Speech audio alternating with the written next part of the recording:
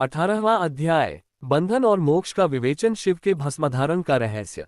ऋषि बोले, सर्वज्ञों में श्रेष्ठ सूत जी, बंधन और मोक्ष क्या है? कृपया हम पर कृपा कर हमें बताएं। सूत जी ने कहा, महर्षियों, मैं बंधन और मोक्ष के स्वरूप व उपाय का वर्णन तुम्हारे लिए कर रहा हूं।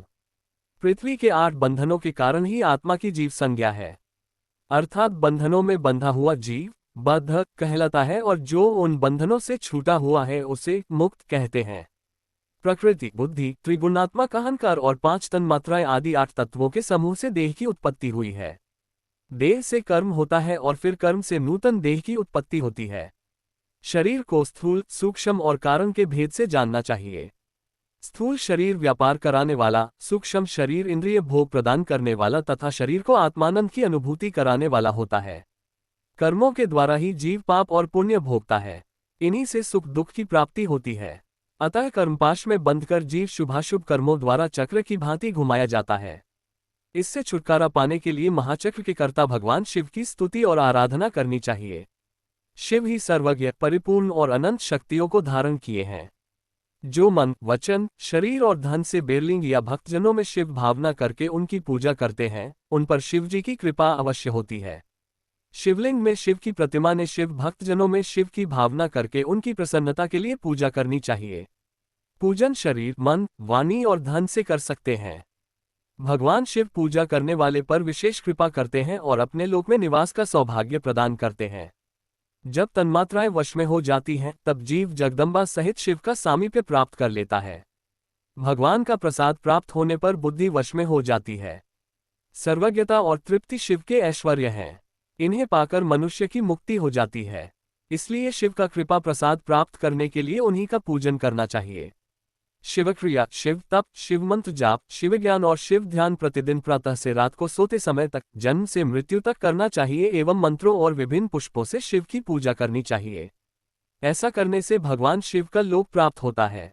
ऋषि बोले, उत्तम व्रत का पालन करने वाले सूत जी, शिवलिंग की पूजा कैसे करनी चाहिए?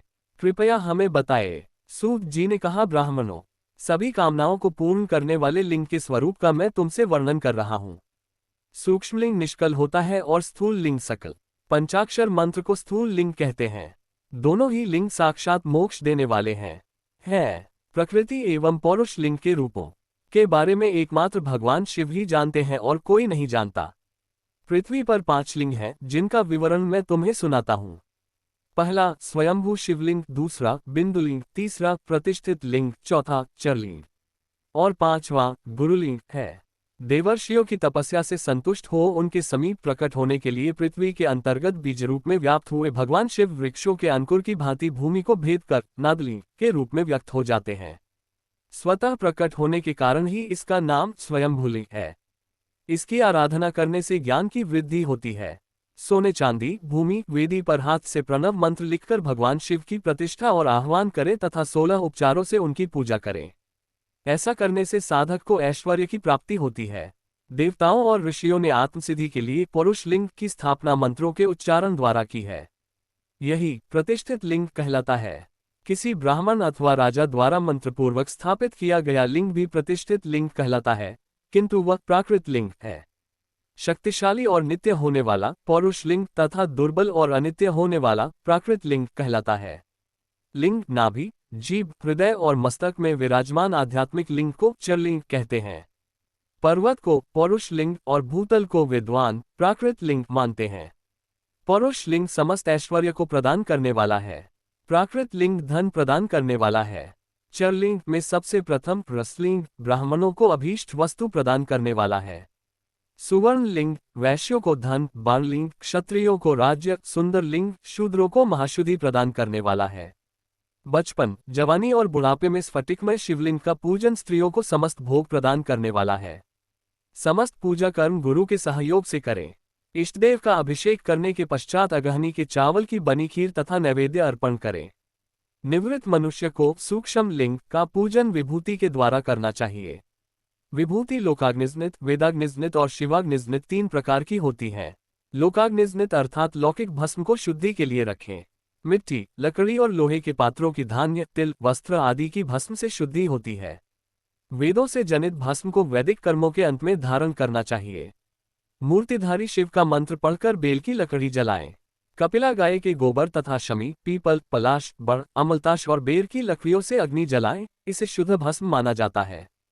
भगवान शिव ने अपने गले में विराजमान प्रपंच को जलाकर भस्म रूप से सार तत्व को ग्रहण किया है। उनके सारे अंग विभिन्न वस्तुओं के सार रूप हैं। भगवान शिव ने अपने माथे के तिलक में ब्रह्मा, विष्णु और रुद्र के सार तत्व को धारण किया है।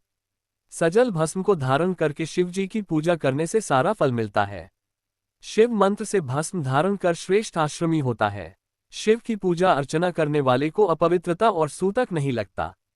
गुरु शिष्य के राजस, तामस और तमोगुण का नाश कर शिव का बोध कराता है।